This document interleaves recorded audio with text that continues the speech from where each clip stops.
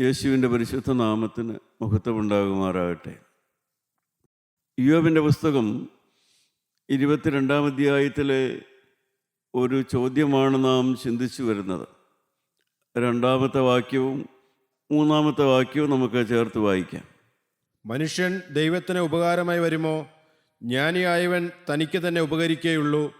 നീ നീതിമാനായാൽ സർവശക്തന് പ്രയോജനമുണ്ടോ?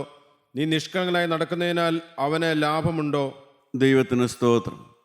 മനുഷ്യൻ ജ്ഞാനിയായതുകൊണ്ട് ദൈവത്തിന് പ്രയോജനമുണ്ടോ? മനുഷ്യൻ നിഷ്കളങ്കനാണ് എന്നുള്ള ഭാവത്തോടെ നടന്നാൽ ഇങ്ങനെ ആയിരിക്കാം, അതുകൊണ്ട് മാത്രം ദൈവത്തിന് പ്രയോജനമുണ്ടോ? നീ നിഷ്കളങ്കനായാലും ദൈവത്തിന് ലാഭമുണ്ടോ? ദൈവമക്കളെ, വേദപുസ്തകത്തിലെ കാതലായ ചില ചോദ്യങ്ങളാണിതൊക്കെ. മനുഷ്യന് സ്വന്തമായിട്ടൊരു നീതിയുണ്ട്, മനുഷ്യന് സ്വന്തമായിട്ടൊരു നിഷ്കളങ്കതയുണ്ട്. അവൻ്റെ ഹൃദയത്തിൽ തന്നെ ഒരു നിഷ്കളങ്കത, അവന് തന്നെ അനുഭവപ്പെടുന്ന ഒരു നിഷ്കളങ്കതയുണ്ട്. ആ നിഷ്കളങ്കത കൊണ്ട് മനുഷ്യന് പ്രയോജനമുണ്ടോ? അവൻ വേറെ പാപമൊന്നും ചെയ്യുന്നില്ല, ഒരു നീതിമാനായിട്ട് ജീവിക്കുന്നു, അതുകൊണ്ട് ദൈവത്തിന് പ്രയോജനമുണ്ടോ? അവന് ആത്മീയമായ ജ്ഞാനമുണ്ട്, വേദപുസ്തകം അറിയാം, പ്രാർത്ഥനകളറിയാം, പ്രമിയോനുകളറിയാം, ഗീതങ്ങളറിയാം, അങ്ങനെ ആത്മീയമായും ഭൗതികമായും ഒരു സെക്യുലർ നല്ല വിദ്യാഭ്യാസമുണ്ട്, എല്ലാം ഉണ്ട്. പക്ഷേ അതുകൊണ്ട് ദൈവത്തിന് പ്രയോജനമുണ്ടോ? ഇതൊന്നും ഒന്നിൻ്റെ അടയാളമല്ല. നല്ല ആത്മീയ പാരമ്പര്യവും നല്ല ആത്മീയ ഗീതങ്ങളറിയാം, തിയോളജി അറിയാം, ആത്മീയ പാരമ്പര്യമുണ്ട്, അല്ലെങ്കിൽ തന്നെത്താൻ നിഷ്കളങ്കനായിട്ട് ജീവിക്കുന്നു, അറിഞ്ഞുകൊണ്ടൊരു പാപം ചെയ്യുന്നില്ല. ഇങ്ങനെയുള്ളതായ നീതി പ്രവൃത്തികളും സ്വയം നീതിയും അറിവും ജ്ഞാനവും എല്ലാം മനുഷ്യനുണ്ട്. പക്ഷേ അതൊന്നും ഒരു മനുഷ്യൻ ദൈവത്തിന് പ്രയോജനമുള്ളവനാണ് എന്നുള്ളതിൻ്റെ ലക്ഷണമല്ല, അതിൻ്റെ അടയാളമല്ല. ക്രിസ്ത്യാനികളായവർക്കറിയാം, ഒന്നുകിൽ മാമോദീസ അല്ലെങ്കിൽ സ്നാനം ഏതെങ്കിലും അവരെടുത്തവരായിരിക്കും. പക്ഷേ ആ ഒരു ചടങ്ങ് അനുഷ്ഠിച്ചുള്ളത് കൊണ്ട് അവർ ക്രിസ്തുവിൻ്റെ സ്വഭാവമുള്ളവരാണെന്ന് അർത്ഥമുണ്ടോ? അതുകൊണ്ട് മാത്രം യേശു ക്രിസ്തുവിൻ്റെ സ്വഭാവമുള്ളവനാണ് ഞാൻ എന്നർത്ഥമുണ്ടോ? യേശുവെ നോക്കി ജീവിക്കും, അല്ലെങ്കിൽ യേശുവിനായി ജീവിക്കും എന്നെല്ലാമുള്ള പാട്ടുകളെല്ലാം നമുക്കുണ്ട്. ആ പാട്ടെല്ലാം പാടുന്നത് കൊണ്ട് ദൈവത്തിന് പ്രയോജനമുള്ളവനാണെന്ന് അർത്ഥമുണ്ടോ? ഒരു വിവാഹം കഴിച്ച സ്ത്രീ നല്ല സ്വർണത്തിൻ്റെ താലി അണിഞ്ഞിട്ടുണ്ടാവും, അല്ലെങ്കിൽ ഭാര്യ ഭർത്താവോ കയ്യിൽ വെഡിങ് റിങ്ങൊക്കെ ഇട്ടിട്ടുണ്ടായിരിക്കും. പക്ഷേ അതുകൊണ്ട് അവർ സ്നേഹമുള്ള ഐക്യമുള്ള ദമ്പതിമാരാണെന്ന് അർത്ഥമുണ്ടോ? ഒരേ കാറിൽ കയറി ദേവാലയത്തിൽ വരുന്നു, പ്രാർത്ഥനാ ഹോളിൽ വരുന്നു, അതുകൊണ്ട് അവരുടെ കുടുംബജീവിതം ഐക്യമുള്ളതാണെന്ന് അർത്ഥമുണ്ടോ? ഇതെല്ലാം ബാഹ്യമായതാണ്, ഇതെല്ലാം ബാഹ്യമായ കുറേ ചടങ്ങുകൾ മാത്രമാണ്. നാം ദിവസം വായിക്കുമ്പോൾ ലോത്തിനെയും ലോത്തിൻ്റെ ഭാര്യയെയും അവൻ്റെ 2 മക്കളെയും കാണുന്നുണ്ട്. അന്ന് വാഹനമുണ്ടായിരുന്നെങ്കിൽ അവർ ഒരേ വാഹനത്തിൽ, ലോത്ത് വാഹനം ഓടിക്കും, ഭാര്യ സൈഡിലിരിക്കും, മക്കൾ ബാക്ക് സീറ്റിലിരിക്കും, എല്ലാം ശരിയാണ്. പുറമേ നോക്കുന്നവർക്ക് എല്ലാം ശരിയായിട്ടുണ്ടെന്ന്. കാരണം ലോത്തും ലോത്തിൻ്റെ ഭാര്യയും മക്കളും എല്ലാം കൂടെ ഒരു വാഹനത്തിൽ വരുന്നു, എല്ലാം ശരിയെന്ന് തോന്നും. പക്ഷേ ആ സ്ത്രീ എന്ത് കഠിനഹൃദയമുള്ള സ്ത്രീയായിരുന്നു, എന്തൊരു തന്നിഷ്ടമുള്ള കാര്യമായ സ്ത്രീയായിരുന്നു, എന്തൊരു സ്വന്തം കടും പിടുത്തമുള്ള സ്ത്രീയായിരുന്നു ലോത്തിൻ്റെ ഭാര്യ. അവൾ ഉപ്പുതൂണായിപ്പോയെന്ന് കരുണയുള്ള കർത്താവിൻ്റെ വചനം തന്നെ നമ്മളെ ഓർപ്പിക്കുന്നുണ്ടല്ലോ. പക്ഷേ അവൾ ഒരു ഭാര്യയായിരുന്നു, അവൾ ഒരു അമ്മയായിരുന്നു, എല്ലാം അതുവരെ ഭംഗിയായി നടന്നുകൊണ്ടിരുന്നു. പക്ഷേ ഒരു സമയം വന്നപ്പോൾ ആ സ്ത്രീയുടെ ഹൃദയത്തിൻ്റെ കാഠിന്യം, ആ ഹൃദയത്തിൻ്റെ ആ ഒരു ലോകമയത്വം, ലോകത്തോടുള്ളതായ അവളുടെ വലിയൊരു അഭിനിവേശം അവളെ നശിപ്പിച്ചു കളഞ്ഞു. നമുക്കറിയാം, ഭക്തനായ ദാവീദിൻ്റെ ഭാര്യ മീഖള് എന്തൊരു നിഗളിയായൊരു സ്ത്രീയായിരുന്നു, നിഗളമായിരുന്നില്ലേ? പുതിയ നിയമത്തിലേക്ക് നാം വരുമ്പോൾ അനന്യാസും സഫീറയും അവർ ഒരുമിച്ച് പ്രാർത്ഥനാ ഹോളിൽ വന്ന് കൈ ഉയർത്തി പാട്ടുപാടി ദൈവത്തെ ആരാധിക്കുന്നവരായിരുന്നു. പക്ഷേ അവരുടെ ഹൃദയത്തിലെ ഭക്തിയുടെ അടയാളമായിരുന്നു ഇതൊക്കെ. ഇതൊന്നും ഭക്തിയുടെ അടയാളമല്ല. അതുകൊണ്ടാണ് നാം വായിച്ചത്, ഒരുവൻ്റെ നീതിമാനാണെന്നുള്ള ബോധമോ അവൻ്റെ സ്വന്തമായ നിഷ്കളങ്കതയോ അവൻ്റെ പാണ്ഡിത്യമോ ആത്മീയ താല്പര്യമോ അതുപോലെ വേദപുസ്തകത്തിലുള്ള പരിജ്ഞാനമോ ഒന്നും ആ മനുഷ്യൻ ദൈവത്തിന് പ്രയോജനമുള്ളവനാണ്, കുടുംബത്തിന് പ്രയോജനമുള്ളവനാണ് എന്നുള്ളതിൻ്റെ യാതൊരു ലക്ഷണവുമല്ല, അടയാളവുമല്ല, അതൊന്നും തന്നെ. ദൈവത്തിന് സ്തോത്രം. മനുഷ്യൻ ദൈവത്തിന് പ്രയോജനമുള്ളവനാകണമെങ്കിൽ വേറെ ചില കാര്യങ്ങൾ കൂടെ ഉണ്ടാകണം. അബ്രാഹാമും ഹാഗാറും കൂടെ ചേർന്നു. അബ്രാഹാമും ഹാഗാറും തമ്മിൽ ബന്ധത്തിൽ ജീവിച്ചു. എന്തുണ്ടായി? ഇസ്മായേൽ എന്ന് പറയുന്ന മകനുണ്ടായി. കാട്ടുകഴുതയുടെ സ്വഭാവമുള്ള ഒരു മകനുണ്ടായി. അതേ അബ്രാഹാമും സാറായും കൂടെ സ്നേഹത്തിൽ ജീവിച്ചു. എന്തുണ്ടായി? ഇസ്ഹാക്ക് എന്ന് പറയുന്ന അനുസരണമുള്ള ഒരു മകനുണ്ടായി. അനുസരണമുള്ള ഒരു മകനുണ്ടായി. ഇതിൽ നിന്ന് നാം എന്താണ് പഠിക്കേണ്ടത്? അബ്രഹാമും ഹാഗാറും കൂടെ ചേർന്നപ്പോൾ കാട്ടുകഴുതയുടെ സ്വഭാവമുള്ള ഒരു മകനുണ്ടായി. അബ്രഹാമും സാറായും കൂടെ ചേർന്നപ്പോൾ അനുസരണമുള്ള ഇസ്ഹാക്കുണ്ടായി. എന്താണ് അതിൽ നിന്നുള്ള പാഠം? അതിൽ നമുക്ക് എന്താണ് പഠിക്കാനുള്ളത്?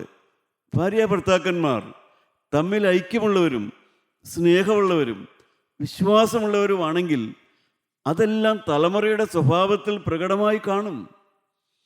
അതെല്ലാം മക്കളുടെ സ്വഭാവത്തിലെ ബാധിക്കുന്ന ഘടകങ്ങളാണിതെല്ലാം. മക്കളുടെ സ്വഭാവത്തെ ഇതെല്ലാം അവരുടെ സ്വഭാവ രൂപീകരണത്തിൽ ഇതിനെല്ലാം സ്വാധീനമുണ്ടെന്നല്ലേ അതിൻ്റെ അർത്ഥം? അബ്രഹാമും ഹാഗാറും അബ്രഹാമും സാറായും കൂടെ ചേർന്നപ്പോൾ മക്കളുണ്ടായി. പക്ഷേ വിവിധ സ്വഭാവമുള്ള മക്കളായിരുന്നു എന്ന് നമുക്ക് മനസ്സിലാകും. പത്രോസിൻ്റെ ഒന്നാമത്തെ ലേഖനം 3-ാം അധ്യായം 6-ാമത്തെ വാക്യത്തിൽ അപ്പോസ്തലനായ പത്രോസ് സ്ത്രീകളെ പ്രത്യേകം പ്രബോധിപ്പിക്കുന്നുണ്ട്. 1 പത്രോസ് 3-ാം അധ്യായത്തിൻ്റെ 6-ാമത്തെ വാക്യം. അങ്ങനെ സാറ അബ്രഹാമിനെ യജമാനനെന്ന് വിളിച്ച് അനുസരിച്ചിരുന്നു. നന്മ ചെയ്ത് യാതൊരു ഭീഷണിയും പേടിക്കാതിരുന്നാൽ നിങ്ങൾ അവളുടെ മക്കളായി തീർന്നു. ദൈവത്തിന് സ്തോത്രം. അപ്പോൾ നാം ദൈവമക്കളായി തീരണമെന്ന് വേദപുസ്തകം നമ്മളെ പഠിപ്പിക്കുന്നു. അവനെ കൈക്കൊണ്ട് അവൻ്റെ നാമത്തിൽ വിശ്വസിക്കുന്ന ഏവർക്കും ദൈവമക്കളായി തീരാം. ദൈവത്തിൻ്റെ വചനമാണ്. കാൺമീൻ നാം ദൈവമക്കളെന്ന് വിളിക്കപ്പെടണം. എല്ലാവർക്കുള്ള ഉത്തരവാദിത്തമാണ് എല്ലാവരും ദൈവമക്കളാകണമെന്നുള്ളത്. എന്നാൽ സ്ത്രീകൾക്കുള്ളതായ പ്രത്യേകമായൊരു പ്രബോധനം അപ്പോസ്തലനായ വിശുദ്ധ പത്രോസ് കൊടുക്കുകയാണ്. സ്ത്രീകൾ സാറായുടെ മക്കളാകണമെന്ന്. സ്ത്രീകൾ സാറായുടെ മക്കളാകണം. കാരണം സാറായുടെ സ്വഭാവത്തിൽ ചില സവിശേഷതകളുണ്ട്. ആ സവിശേഷതകൾ ഭാര്യമാരെ സ്ത്രീകളുടെ സ്വഭാവത്തിൽ ഉണ്ടാകണമെന്നാണ് പത്രോസ് അപ്പോസ്തലൻ പഠിപ്പിക്കുന്നത്. എന്താണ് സാറായുടെ സ്വഭാവത്തിലുള്ള ആ സവിശേഷത? എന്തെല്ലാമാണ്? ഇബ്രാഹിം ലേഖനം 11-ാം അധ്യായം 11-ാമത്തെ വാക്യം. വിശ്വാസത്താൽ സാറായും വാഗ്ദത്തം ചെയ്തവന് വിശ്വസ്തനെന്ന് എണ്ണുകയാൽ പ്രായം കഴിഞ്ഞിട്ടും പുത്രോത്പാദനത്തിന് ശക്തി പ്രാപിച്ചു. ദൈവത്തിന് സ്തോത്രം. സാറ ഒരു വിശ്വാസിയായി തീർന്നു. സാറായുടെ ജീവിതത്തിൻ്റെ ആരംഭത്തിൽ നാം ഭർത്താവിൻ്റെ കൂടെ പോരുന്നൊരു സ്ത്രീയായി മാത്രമേ കാണുന്നുള്ളൂ. ഭർത്താവ് കൂട്ടായ്മയ്ക്ക് പോകുന്നു, അതുകൊണ്ട് ഞാനും കൂട്ടായ്മയ്ക്ക് വരുന്നു. ഭർത്താവ് പള്ളിയിൽ പോകുന്നു, ഭാര്യയും പള്ളിയിൽ പോകുന്നു.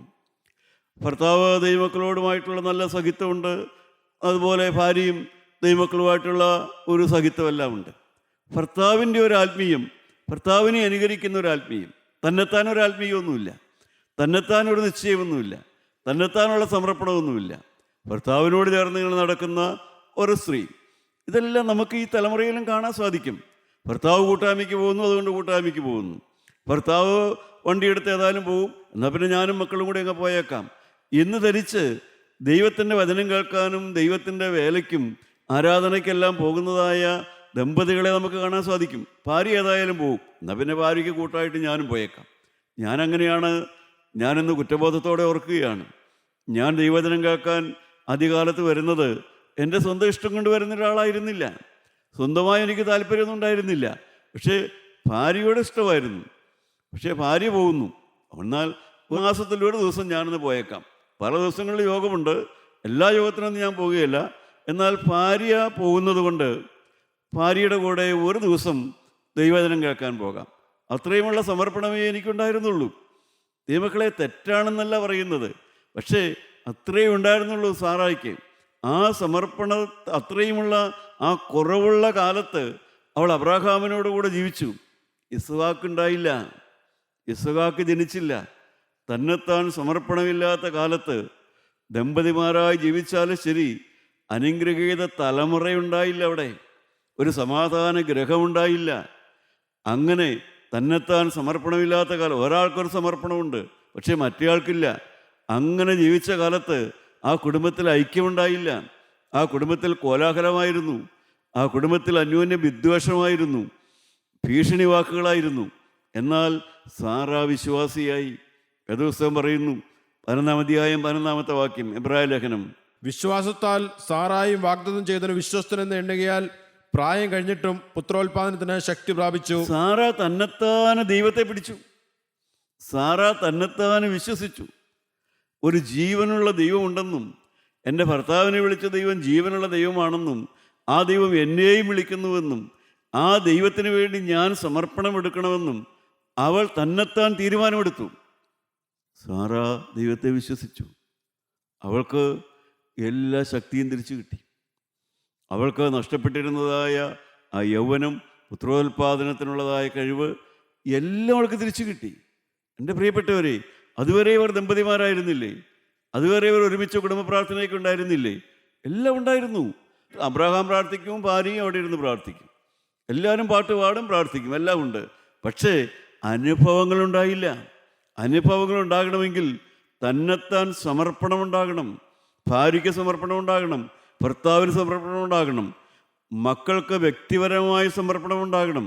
അതുണ്ടാകുന്നതുവരെയും ദൈവാനുഗ്രഹം അനുഭവിക്കാൻ സാധിക്കില്ല.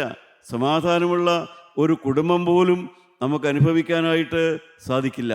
അപ്പോൾ സാറായുടെ മക്കളാകണം എന്ന് വച്ചാൽ ഒരു അനുകരണ ആത്മീയമല്ല വേണ്ടത്. ഭർത്താവിനെ അനുകരിക്കുന്ന ഒരു ഭാര്യയായി ജീവിച്ചാൽ പോരാ. രണ്ടാമത്, നമുക്ക് സാറായുടെ ജീവിതത്തിലേക്ക് നോക്കുമ്പോൾ ചില സവിശേഷതകൾ കാണാനായിട്ട് സാധിക്കും. സാറ ഭർത്താവിനെ അനുസരിച്ച് ജീവിക്കാൻ തുടങ്ങി. അതുവരെയും ഭർത്താവിനെ ഭരിക്കുന്നയാളായിരുന്നു, ഭർത്താവിനെ കുറേയൊക്കെ ഉപദേശിക്കുന്നയാളായിരുന്നു. അബ്രാഹാമിനോട് ഇന്നതൊക്കെ ചെയ്യ്, ഇന്ന കാര്യങ്ങളൊക്കെ ചെയ്യ് എന്ന് പറഞ്ഞ് അബ്രാഹാമിനെ കുറച്ചൊക്കെ കൺട്രോൾ ചെയ്യാൻ നോക്കുന്ന ഒരു സ്ത്രീയായിരുന്നു സാറ. അതെല്ലാം മാറി അബ്രാഹാമിനെ അനുസരിക്കുന്ന സ്വഭാവത്തിലേക്ക് വന്നപ്പോൾ അനുസരിക്കുന്ന മകനുണ്ടായി. സാറ പൂർണ്ണമായും ദൈവത്തെ അനുസരിച്ചു, വിശ്വാസിയായി അബ്രാഹാമിനെ അനുസരിച്ച് ജീവിക്കാൻ തുടങ്ങിയപ്പോൾ അനുസരണമുള്ളതായ ഒരു മകനുണ്ടായി. മൂന്നാമത്, നാം സാറായി കാണുന്നൊരു പ്രത്യേകതയുണ്ട്. ഭർത്താവിന് തെറ്റുപറ്റി, ഭർത്താവിന് തെറ്റുകൾ സംഭവിച്ചു, പല തെറ്റുകൾ സംഭവിച്ചു. പക്ഷേ സാറ അബ്രാഹാമിനെ വിട്ടുപോയില്ല. ഭർത്താവിൻ്റെ താഴ്ചയുടെ കാലത്ത്, വീഴ്ചയുടെ കാലത്ത് ആ ഭർത്താവിനെ അവൾ ഉപേക്ഷിച്ചു പോയില്ല.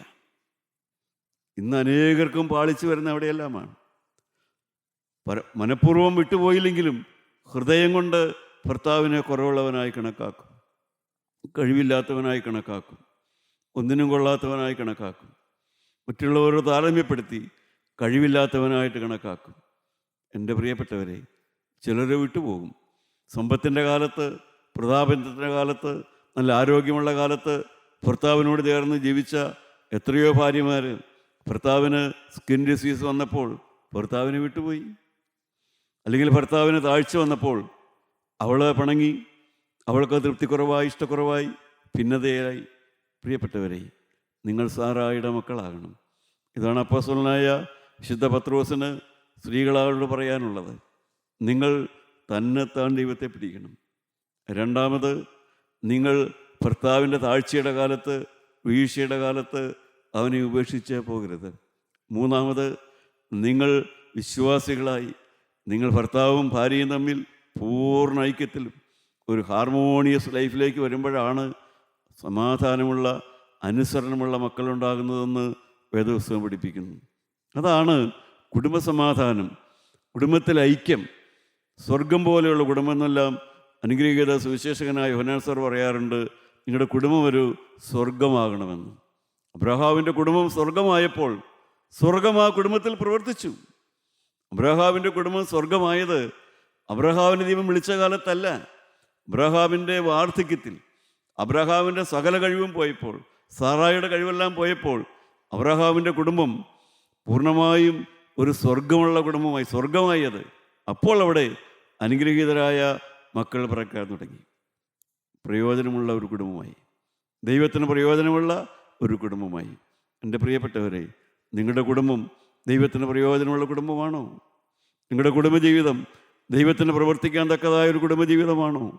ഒരു അനുഗ്രഹീത സന്തതിയെ, ഒരു അനുസരണമുള്ള, സുവിശേഷത്തിന് പ്രയോജനമുള്ള ഒരു മകനെ ജനിപ്പിക്കാൻ തക്കതായ ഒരു കുടുംബജീവിതമാണോ നിങ്ങൾക്കുള്ളത്? അങ്ങനെയുള്ളൊരു ഐക്യത്തിലാണോ നിങ്ങൾ കഴിയുന്നത്?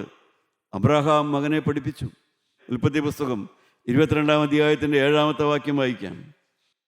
അപ്പോൾ ഇസ്ഹാക്ക് തന്റെ അപ്പനായ അബ്രഹാമിനോട് അപ്പ എന്ന് പറഞ്ഞതിന് അവൻ, എന്താകുന്നു മകനെ എന്ന് പറഞ്ഞു. തീയും വിറകുമുണ്ട്, എന്നാൽ ഹോമയാഗത്തിന് ആട്ടിൻകുട്ടി എവിടെയെന്ന് അവൻ ചോദിച്ചു. ദൈവം തനിക്ക് ഹോമയാഗത്തിന് ഒരു ആട്ടിൻകുട്ടിയെ നോക്കിക്കൊള്ളും മകനെ എന്ന് അബ്രഹാം പറഞ്ഞു. ദൈവം കരുതിക്കൊള്ളും. അബ്രഹാം മകനെ ആത്മീയം പഠിപ്പിച്ചു. ആ സ്വന്തം മകനെ ആത്മീയം പഠിപ്പിച്ചു. ആ മകൻ ആത്മീയമായൊരു ചോദ്യം ചോദിച്ചപ്പോൾ തക്കതായൊരു ഉത്തരം അവിടെ കൊടുത്തു. ദൈവം സന്തോഷിക്കുന്ന ഒരു മറുപടി ആ മകന് കൊടുത്തു. നിങ്ങളുടെ മക്കൾ നിങ്ങളോട് ആത്മീയ ചോദ്യങ്ങൾ ചോദിക്കുമ്പോൾ നിങ്ങൾക്ക് തക്കതായ മറുപടി ഉണ്ടോ? നിങ്ങൾക്ക് തക്കതായ ഒരു ഉത്തരം കൊടുക്കാൻ തക്കവണ്ണം നിങ്ങൾക്ക് ദൈവവുമായി ബന്ധമുണ്ടോ? അബ്രഹാമിന് ദൈവവുമായി ബന്ധമുണ്ടായിരുന്നത് കൊണ്ട് മകൻ ചോദിച്ചപ്പോൾ വ്യക്തമായ മറുപടി കൊടുത്തു. നമുക്ക് ഇസ്ഹാക്കിൻ്റെ കാര്യം നോക്കാം. ഉൽപ്പത്തി പുസ്തകം 26-ാം അധ്യായത്തിൻ്റെ 12-ാമത്തെ വാക്യം വായിക്കാം. ഇസ്ഹാക്ക് ആ ദേശത്ത് വിതച്ചു, ആ ആണ്ടിൽ 100 മേനി വിളവ് കിട്ടി. ആ ആണ്ടിൽ 100 മേനി വിളവ് കിട്ടി. ആ ആണ്ടിൽ എന്നുള്ള വാക്കിനാണ് പ്രത്യേകത. 100 മേനി വിളവ് എപ്പോഴാണ് കിട്ടിയത്? ആ ആണ്ടിൽ കിട്ടി. എന്താണ് ആ ആണ്ടിൻ്റെ പ്രത്യേകത? നിങ്ങൾ ആ അധ്യായം വായിച്ചാൽ, ഇസ്ഹാക്കിൻ്റെ ജീവിതം വായിച്ചാൽ ചില പ്രത്യേകതകളെ കാണാൻ സാധിക്കും. 26-ാം അധ്യായത്തിൻ്റെ 1-ാമത്തെ വാക്യം വായിക്കാം. അബ്രഹാമിന്റെ കാലത്തുണ്ടായ മുമ്പിലത്തെ ക്ഷാമം കൂടാതെ പിന്നെയും ആ ദേശത്തൊരു ക്ഷാമമുണ്ടായി. അപ്പോൾ ഇസ്ഹാക്ക് ഗരാരിൽ ഫെലിസ്ത്യർ രാജാവായ അബിമേലെക്കിന്റെ അടുക്കൽ പോയി. ഇസ്ഹാക്കിൻ്റെ കാലത്ത് ക്ഷാമമുണ്ടായി. ആ വർഷം എന്തെല്ലാം ഉണ്ടായി?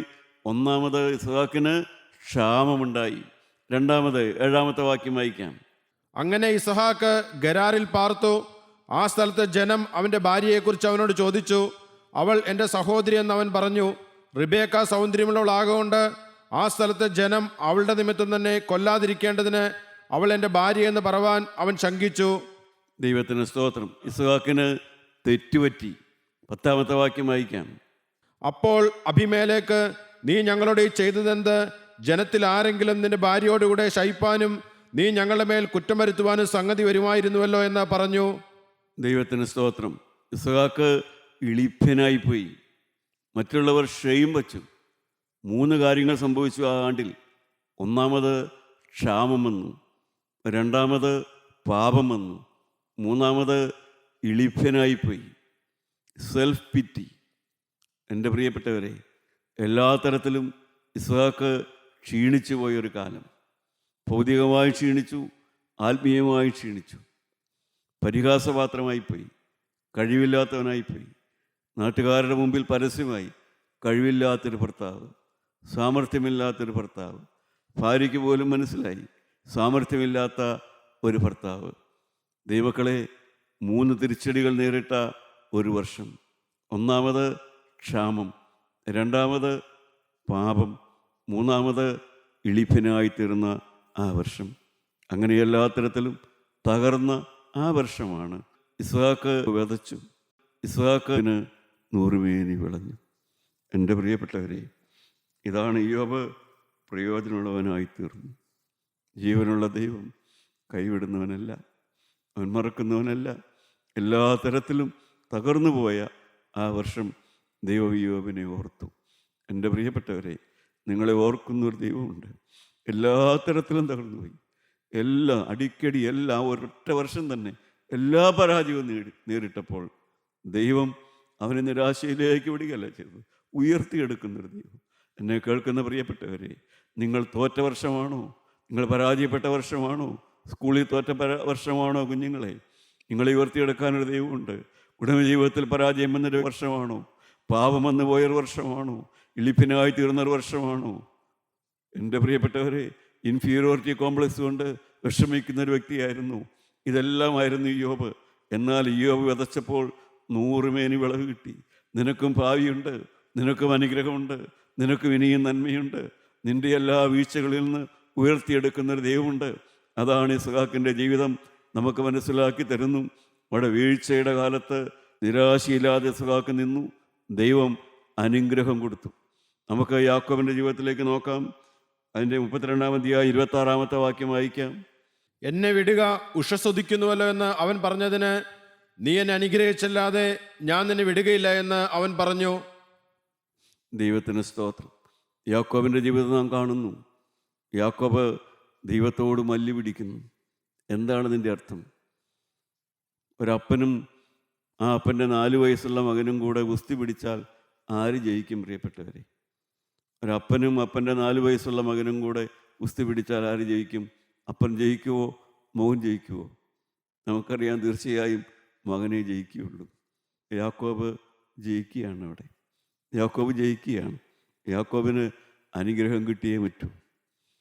അനുഗ്രഹം കിട്ടിയേ പറ്റുള്ളൂ ദൈവമക്കളെ. എന്നാൽ അനുഗ്രഹം എവിടെ നിന്നെങ്കിലും കിട്ടിയാൽ പോരാ, സത്യദൈവത്തിൽ നിന്ന് കിട്ടണം. എൻ്റെ പിതാക്കന്മാർ ആരാധിച്ചു വന്ന ദൈവത്തിൽ നിന്ന് തന്നെ എനിക്ക് അനുഗ്രഹം വേണം. നിങ്ങൾക്ക് ആ ദാഹമുണ്ടോ? യേശുക്രിസ്തുവിൻ്റെ അനുഗ്രഹം തന്നെ വേണമെന്ന് ആഗ്രഹമുണ്ടോ? യേശുക്രിസ്തു തന്നെ നിങ്ങളെ അനുഗ്രഹിക്കണം. നിങ്ങളുടെ കുടുംബജീവിതത്തെ അനുഗ്രഹിക്കണം. നിൻ്റെ വിവാഹത്തെ യേശു തന്നെ അനുഗ്രഹിക്കണം. എൻ്റെ വ്യക്തി ജീവിതത്തെ യേശു തന്നെ അനുഗ്രഹിക്കണം. എൻ്റെ പരീക്ഷ യേശു തന്നെ എനിക്ക് എഴുതി തരണം. എനിക്കൊരു നല്ല ജോലി യേശു തന്നെ തിരഞ്ഞെടുത്ത് തരണം. എനിക്കൊരു നല്ല ഭവനം യേശു തന്നെ പണിത് തരണം. എൻ്റെ സഹോദരങ്ങളെ, ഈ നിശ്ചയമുണ്ടോ? അതാണ് യാക്കോബിന് നിശ്ചയമുണ്ടായിരുന്നു. ജീവനുള്ള ദൈവം തന്നെ എന്നെ അനുഗ്രഹിക്കണം. ഏതെങ്കിലും ദൈവം എന്നെ അനുഗ്രഹിച്ചാൽ പോരാ, എവിടെ നിന്നെങ്കിലും എനിക്ക് അനുഗ്രഹം കിട്ടിയാൽ പോരാ, എനിക്ക് ദൈവത്തിൽ നിന്നുള്ള അനുഗ്രഹം തന്നെ വേണം. ഈ വചനം കേൾക്കുന്ന പ്രിയപ്പെട്ടവരെ, നിങ്ങൾ നിങ്ങളുടെ കണ്ണുകളടച്ച് ഒരു നിമിഷം ഒന്ന് പ്രാർത്ഥിക്കൂ. യേശു തന്നെ എന്നെ അനുഗ്രഹിക്കണം. യേശു തന്നെ എന്നെ വിവാഹ മണ്ഡപത്തിലേക്ക് കൊണ്ടുപോകണം. യേശു തന്നെ എനിക്കൊരു കുഞ്ഞിനെ തരണം. യേശു തന്നെ എനിക്കൊരു നല്ല വിവാഹം സെലക്ട് ചെയ്ത് തരണം. യേശു തന്നെ എനിക്കൊരു വീടുണ്ടാക്കി തരണം. യേശു തന്നെ എന്നെ സൗഖ്യമാക്കണം. യേശു തന്നെ എൻ്റെ ഭാവി കാര്യം ഏറ്റെടുക്കണം. യേശു തന്നെ എൻ്റെ ഈ തളർച്ച മാറ്റണം. പകരം എനിക്ക് കൊടുക്കാൻ എന്താ ഉള്ളത്? ഒന്നുമില്ല. 4 വയസ്സുള്ള മകനും ഒരപ്പനും കൂടെ ഗുസ്തി പിടിക്കുന്നത് പോലെ യാക്കോബ് ദൈവമായിട്ട് മല്ലി പിടിച്ചു. എന്നെ കേൾക്കുന്ന പ്രിയപ്പെട്ടവരെ, നിങ്ങൾ യേശുവിനോട് മുട്ടിപ്പായി ചോദിക്കൂ. മല്ലി പിടിക്കുകയാണ്. നിങ്ങൾക്ക് 4 വയസ്സ് പ്രായമേ ഉള്ളൂ, ഒരു കുട്ടിയെ പോലെ.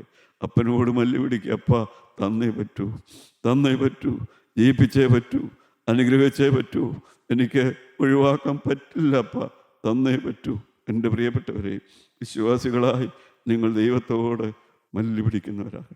നിങ്ങളുടെ ആത്മീയ ജീവിതം ഒരു ഷോയായി പോയല്ല, മറ്റുള്ളവരെ കാണിക്കാനുള്ള ഒരു ചടങ്ങായാൽ പോരാ. ജീവനുള്ള ദൈവത്തോട് ബന്ധമുള്ളതായിരിക്കണം. ക്രിസ്തു തന്നെ അനുഗ്രഹിക്കണം. കർത്താവിൻ്റെ ചോര കൊണ്ട് എന്നെ അവൻ മുദ്രയിടണം. യേശുവിൻ്റെ രക്തം കൊണ്ട് എനിക്കൊരു കഴികൾ തരണം. യേശുവിൻ്റെ നാമത്തിൽ എനിക്ക് എഴുന്നേറ്റ് നിൽക്കണം.